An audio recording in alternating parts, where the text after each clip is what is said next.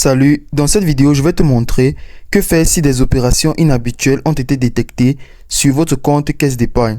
Alors pour faire cela, c'est très simple comme procédé. Déjà, il faut savoir que si tu détectes ce genre d'opérations inhabituelles, tu dois d'abord vérifier tes transactions.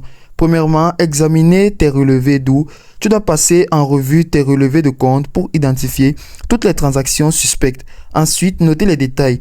Tu dois prendre note des dates, des montants et des descriptions des transactions inhabituelles. Et par là, tu dois aussi bloquer immédiatement tes cartes bancaires si nécessaire en contactant immédiatement la caisse d'épargne. Si les transactions suspectes concernent ta carte bancaire, tu dois appeler le service client pour faire bloquer ta carte. Et il faut aussi utiliser l'application mobile. Tu peux aussi bloquer tes cartes via l'application mobile de la caisse d'épargne.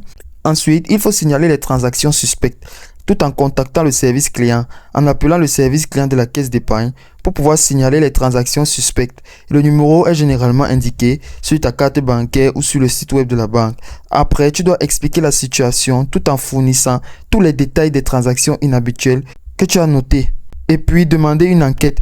Il est très important d'insister pour que la banque lance une enquête sur les transactions qui te sont suspectes. Puis aussi vient le point de modifier tes identifiants tout en changeant ton mot de passe, en te connectant à ton espace client en ligne et changer immédiatement ton mot de passe. Et aussi activer des mesures de sécurité supplémentaires.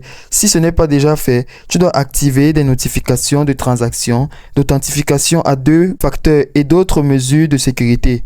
Il ne faut pas aussi oublier de rester en contact avec la banque et de demander aussi des remboursements si les transactions suspectes sont confirmées comme frauduleuses. Il faut demander le remboursement des montants débits. Aussi suivre l'évolution de l'enquête avec le service client de la caisse d'épargne. Et dans un autre cas aussi, prendre des mesures préventives.